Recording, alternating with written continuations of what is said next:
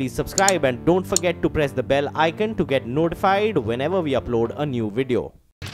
The Baleno might be the new king of hatchbacks at Suzuki, but you just can't ignore the Swift. It is still one of the biggest competitors in the premium hatchback space.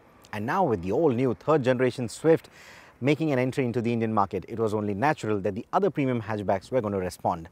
Now, Honda has already prepared a facelifted Jazz, which we saw at the Tokyo Motor Show last year, and Hyundai used the 2018 Auto Expo to launch the updated Elite i20. In fact, that is the car that we have with us here today. Take a closer look at what's changed.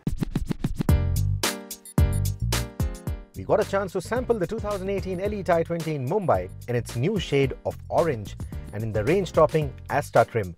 The cosmetic changes are minimal but easy to notice. The three-pot detailing on the taillights has made way for a new pattern made up of horizontal lines. It is surprising that Hyundai did not make use of the more efficient LED lighting for it. They look good nevertheless and somehow remind me of the GLA's taillights. The reflectors and lamps placed in the rear bumper have been reprofiled too. At the front, the Elite i20 now wears the reshaped hexagonal grille, and the complex mesh pattern adds a bit of flair to the familiar face. The bumpers integrate a new design for the fog lamp housing, one that carves out vertical crevices on the outer ends for better airflow and a marginal reduction in drag.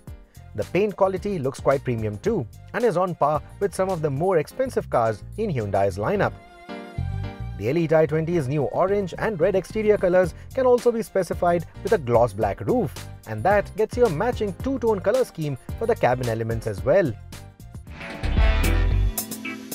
Speaking of the cabin, that receives a few nips and tucks too. The most important is the new touchscreen infotainment system, which now incorporates an IPS display that has lesser glare and is easier to read even from varied angles. The operating system now uses a grayscale theme for its icons and menus, replacing the blue theme that we saw on the outgoing model. The system is also compatible with Hyundai's new smartphone app that debuted with the Verna, and that lets you monitor your driving patterns, track service history and schedules, and also access certain vehicular functions like trip data. Hyundai has also thrown in an additional USB charging port that sits in line with the USB media port and the 12-volt socket in the center console. The cabin gets a black and beige combination by default and uses a darker shade of beige this time around for better endurance to dusty conditions. The upholstery is done up in matching shades too and has a new pattern compared to the outgoing car. There is no change on the seating arrangement or the contouring of the seats. They are quite comfortable, but I still feel that the rear seat could have done with more recline. Choosing the range-topping trim lets you secure the cabin with up to 6 airbags. Unlike the Grand i10, the Elite i20 is a more responsible car and gives you anti-lock brakes and the driver and front passenger airbags as a standard fit. The rear seats now come with ISOFIX child seat anchorage too.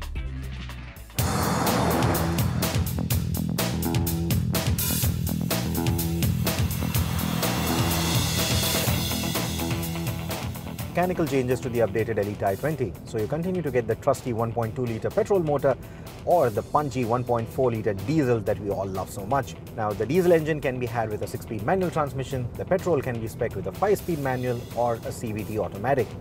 The one that I'm driving right now is the petrol manual. To refresh your memory about the character of these engines, both work well for urban routines and highway runs. Driving around twisties will need you to keep the petrol engine on the boil, while the diesel is easier to have fun with its healthy mid-range torque.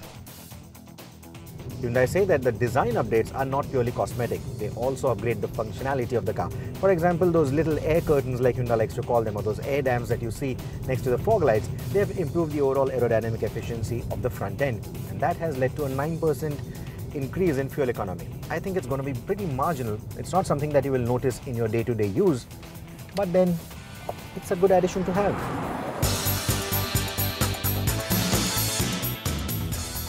During our test on the manual petrol, we didn't find any noticeable difference in the fuel economy within the city environment. Highway runs, however, revealed a marginal improvement over the outgoing Elite i20 of similar spec. I think what you'll continue to like with the Elite i20 is the light and convenient steering wheel, the supple ride, and of course the engine options that we spoke of. So whether you're hitting the twisties, driving in the city, going for long drives on the highway, I think this remains quite a likable car.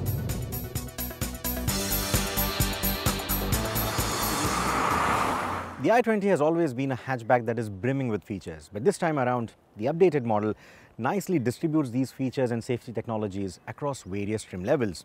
So if you ask me, I think in the premium hatchback space, it still is one of the best buys.